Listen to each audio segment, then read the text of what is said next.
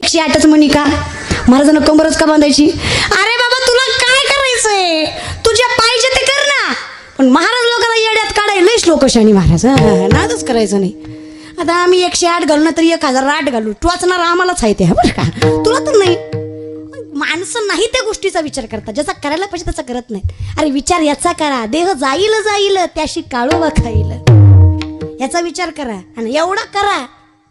तुका बरं ना क्षणोक्षणी हाची करावा विचार, क्षणभंगुर नाही भरावा भाले सावध तोडा माया अशा. किती करा तुम्हाला माहित आहे. दानशूर करणं एकदा दाढी करत होते, सोन्याच्या वाटीमध्ये पाणी होतं, भिकारी आला, सोन्याची वाट्यातलं पाणी फेकून दिलं आणि वाटी भिकाऱ्याला दिली. सिंपल आहे. पण वारकानं लय लक्ष देऊन बघितलं, वारीक म्हणला दानशूर असला तरी फायदा नाही, दानाचे काही नियम आहेत. दान कधीच अधर्माच्या हाताने करायचं नाही, अपवित्र असताना करायचं नाही.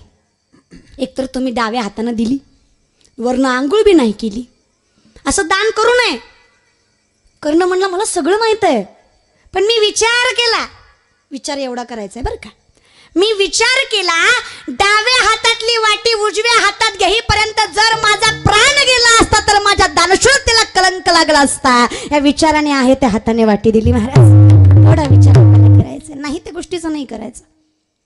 मग महाराज असं म्हटल्यानंतर तो बिरबल होता हुशार. बिरबल म्हणला, हे बघ, जर तुझ्या जन्मात कधी एकादशीला चतुर्थी आलीच, तुझ्या जन्मात जर कधी एकादशीला चतुर्थी आलीच तर तिला सोडण्यासाठी एक काम कर.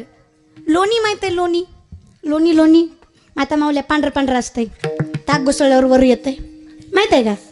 अव लोणी माहित आहे का? लोण्याचे भजे करायचे. काय करायचे? होणारीच्या बाया काय करायचे? लोण्याचे भजे करायचे आणि ते तुपात तळायचे. कशात तळायचे? तुपात तळायचे आणि ती खाऊन चतुर्थी सोडायची. आगबर म्हणला, एवढं बियाड्यात करू नको लागा, मला माहित आहे लोण्याचे भजे होत नाहीत, झाले तरी तुपात तळत नाहीत. ती म्हणला, मूर्खा मागापासून तीच सांगतो एकादशीला चतुर्थी येत नाही, बरं का. सांगायची पद्धत तुझ्या भाषेत आहे फक्त, तीच मी तुम्हाला तुमच्या भाषेत सांगते. प्रेम करा, पण तुकोबराय उदाहरण देऊन सांगतायत कसं करा. महाराज करत असताना निस्वार्थी करा, कुठलाही स्वार्थ न ठेवता करा. कसं? करी लाभावी ना ऐसी कळवळ्याची जाती, लाभावी ना प्रीती, करी लाभावी ना प्रीती, करी लाभावी ना प्रीती, ऐसी कळवळ्याची जाती, करी लाभावी ना प्रीती, करी लाभावी ना प्रीती, करी लाभावी ना प्रीती.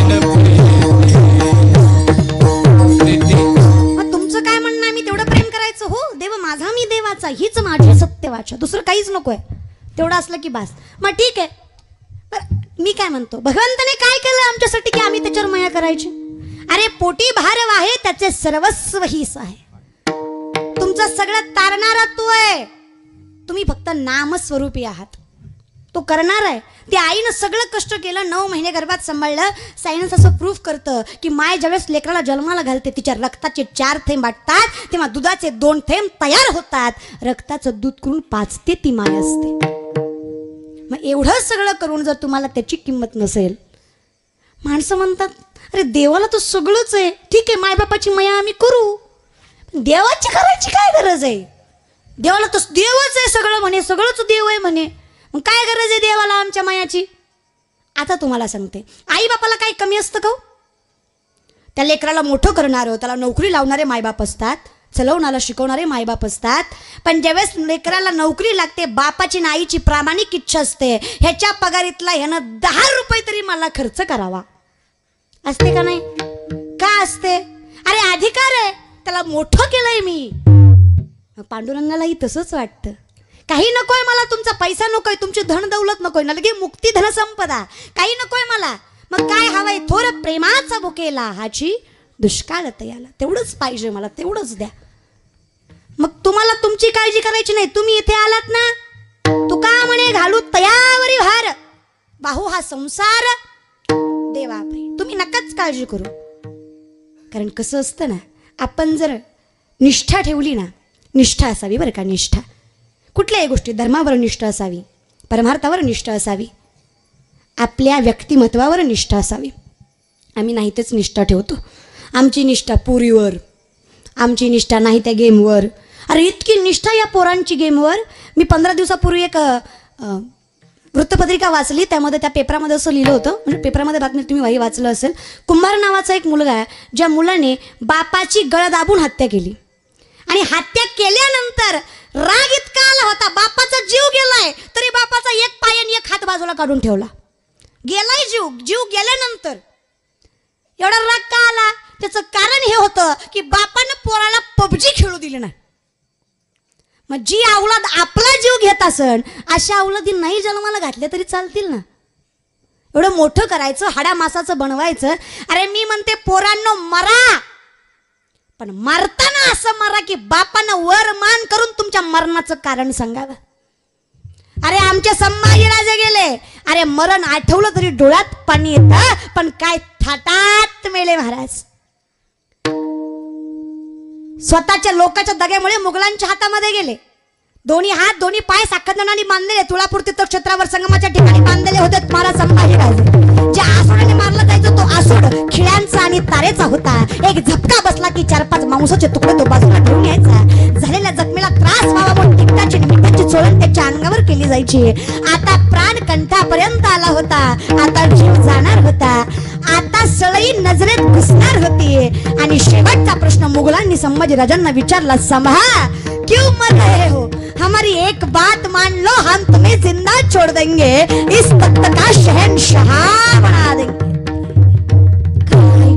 काय बाबा तुझं? सिर्फ एक बात, हमारे धर्म का स्वीकार कर लो, हमारे नाम की जय जयकार कर लो. अरे ऐकताच पाय मस्तकाला गेली, कणा ताट केला, नजर वर केली, छाती फुगवली आणि सांगितलं, ए नालायका, अरे काय मारायचं ते मार, अरे काय माझ्या जीवाची लाहिला करायची ते कर. सगळ्यात अंगात शेवटच्या रक्ताचा कण आहे, सगळ्यात श्वासात श्वास आहे, सगळ्यात हा शिवाचा छावा तुझ्यासारख्या हलक्यात कुत्र्यासमोर नजर झुकवणार नाहीये. अरे मेलो तरी 72, पण धर्म कधी सोडणार नाही, त्याला निष्ठा म्हणायचं. अरे कुसच तशी होती, अरे बापाच तसा होता. शिवराय म्हणजे बोलण्याची गोष्ट नाही. माणसं म्हणतात शिवाजी महाराज कीर्तनात का सांगावे. अरे मी मुलगी असून एवढ्या माणसात ताटपणे बोलते, त्याचं कारण शिवराय आहेत. या मंदिरात देव आहे आणि या संप्रदायाचा जिवंतपणा आहे, त्याचं कारण शिवराय आहेत. कीर्तनात शिवाजी सांगा, ज्यामुळे आपला धर्म टिकला. आणि संत सांगतात धर्माचे पालन करणे पाखंड खंडन. गरज आहे हो, ही गरज आहे. नुसतं शिवराय म्हणून शिवाजी होत नाही पोरांनो. मी म्हणत नाही की तुम्ही आयुष करू नका, मी तर अशा मताची वयेतवर आयुष करा. म्हातारपणी कोण बघतोय आपल्याकडं? वयेतवर आयुष करायची. बाटाशिवाय चप्पल नाही, टायझर शिवाय शर्ट नाही, टायटन शिवाय घडी नाही, आयफोन शिवाय फोन नाही, बुलेट शिवाय गावात फिरायचं नाही. बट्टा बट्टा बट्टा बट्टा आवाजच निघाय पाहिजे. योग चाललाय. फॉर्च्युनर शिवाय गावाच्या बाहेर पाऊल ठेवायचं नाही. पण तुम्ही माझ्या भावासारखे काय आयुष करायची ती करा, पण स्वतःच्या हिमतीवर आयुष करा आणि मग वरमान करून चला महाराज.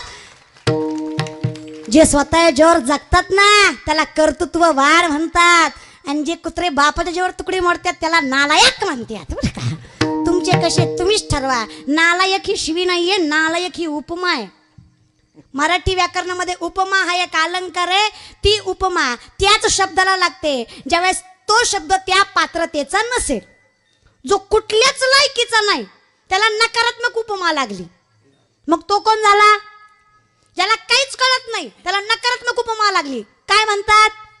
न कळत. त्याप्रमाणे बोलले माझ्या बोलण्यावर जायचं नाही महाराज. बरं का, ही शिवी नाहीच आहे. फक्त आहे ना तुम्हाला जे समजायचं ते समजा, पण लेकरं चांगले घडवा. पोरांना काय दिलं हो तुम्ही? घालायला जीन्स पॅन्टी, बसाय फटपटी, खायला पानपटी, प्यायला हातपटी, झोपाय झोपडपटी, खर्चाला हायच बापाची सोसायटी. ती मेला भरू ही गेला आयुष करू करू. बरं का, काय जगण्यात काय अर्थ आहे तुमच्या मला कळत नाही. पुरुष मंडळी चूक पोराची नाही, चूक तुमची आहे. माता माऊल्या तुमची आहे. नवल वाटतं मला नवल. तरण्या तर सोडा, म्हाताऱ्या म्हाताऱ्या, डांगऱ्या डांगऱ्या ते सुद्धा चष्म्यात न बघतेत. तुझ्या त्याची वरंगीला अगं म्हातारा तिकडं गुंगला लक्ष नाही तुझं. अरे उगाच शिवराय घडले का? थोरची चावची पुण्याई कशी आली या फळायला. तो बापाचा बाप राजा शिवाजी जन्माला, तो राजा शिवाजी जन्मला. बापाचा बाप राजा शिवाजी जन्मला. टाळी टाळी, ज्याला आपल्या धर्माचा गर्व आहे अशा प्रत्येकाने टाळी वाजवायची. ते शिवराय, ज्या शिवरायांनी या स्वराज्यासाठी गोरे घोरपडे मोहिते निंबाळकर खोपडे सुर्वे यांसारख्या शत्रूचा बंदोबस्त केला. आणि मोठ्या चतुराईनं अफजल खानाचा वध केला आणि विजापूरकरांना चांगलाच धडा शिकवला.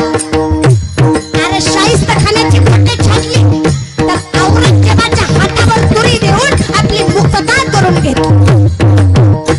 350 वर्षांच्या काळ्या कुट्ट कालखंडात जवळ सर्व उत्तर हिंदुस्थान इस्लामी आक्रमकांच्या पंजाखाली गेला होता. त्याच्या जागी कुतुबशाही, आदिलशाही, निजामशाही आदी धर्मांत राजवटी स्थापन होऊन त्यांच्या भरीला दिल्लीचा बलवान मुघल बादशाह अकबर यांनी आपला पाय रोवला होता. अरे सत्ता विस्तारापोटी यांच्यात सतत लढाया होत होत्या. यामध्ये आमची सामान्य जनता भरडली जात होती. अरे कुटुंबाच्या कुटुंबे उद्ध्वस्त होत होती. कुणाची कूस उजाडली जात होती तर कुणाच्या कुंकवाबरोबर संपूर्ण आयुष्य उद्ध्वस्त होत होते. घराघरातून ऐकू येणारे आक्रोश, किंचाळे व हुंदके ऐकून झोपड्यात उरल्या सुरल्या मिणमिणत्या पणत्या थरथरत होत्या आणि शेवटी फडफड करून विझत होते. अशाच काळोखात एक तेजपुंज ज्योती, एक तळपता ताराभुन्या भूतलावर अवतरली. तारीख 19 फेब्रुवारी 1630 रोजी. स्वराज्याचा दीपक, जनतेचा वाली राजा शिवाजी जन्मासला. अरे याच जिजाऊ ज्यांनी उजळल्या स्वराज्य ज्योती, याच जिजाऊ ज्यांनी उजळल्या स्वराज्य ज्योती आणि याच जिजाऊ ज्यांनी घडवले राजे शिव छत्रपती. बोला छत्रपती शिवाजी महाराज की. ज्या स्वराज्यासाठी बाजी, मुरारबाजी, तानाजी अशा शेकडो वीरांनी आत्मबलिदान केले, आरत तरण्या बांडपुरींनी वैधव्य पत्करले, अशा राज्यावर खरा अधिकार जनतेचा. म्हणून कवी भूषण असे म्हणतात, उच्चतम अंसपर कन्यजनी कंसपर कोमोलिच्छ वंशपर शेर शिवराज हे.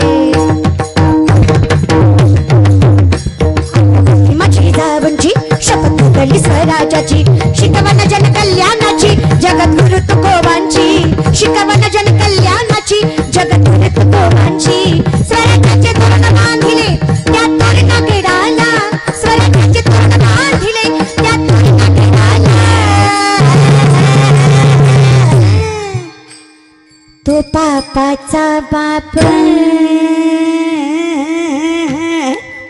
राजा शिवाजी जन्मला.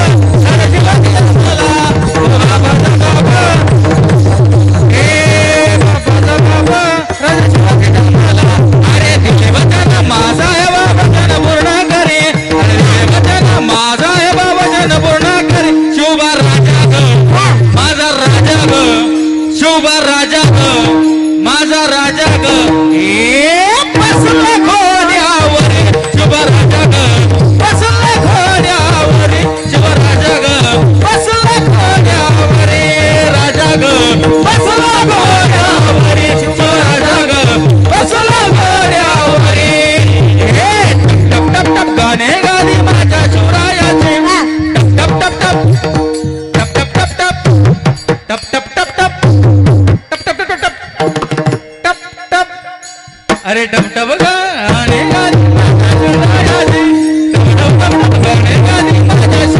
दिले वचन मासाहेबा.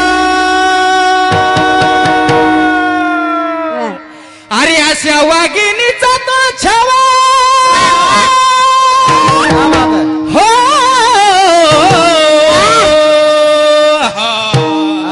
अरे दिले वचन माझा आहे बाबा जन पूर्ण करी. अरे दिले वचन माझा आहे बाबा जन पूर्ण करी. शुभा राजा ग माझा राजा ग हे शुभा राजा.